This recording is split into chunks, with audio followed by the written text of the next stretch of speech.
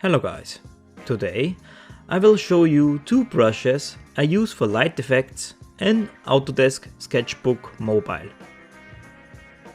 First, the glow brush. I often use the glow brush to make things shimmer. But the flow should be quite low. The smaller the brush size, the more intense the effect.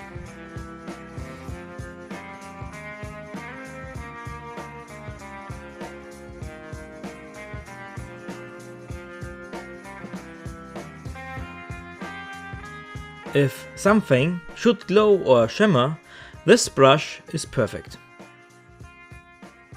And now we come to the glow neon brush. Perfect for flames and sparks. Set the size and the flow yourself. Then you get the feeling for it.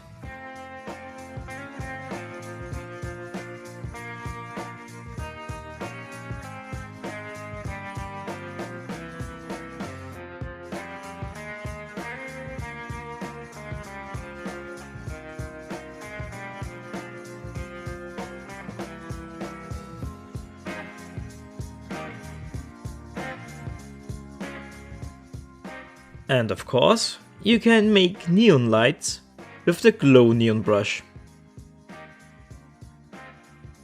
Try these brushes yourself.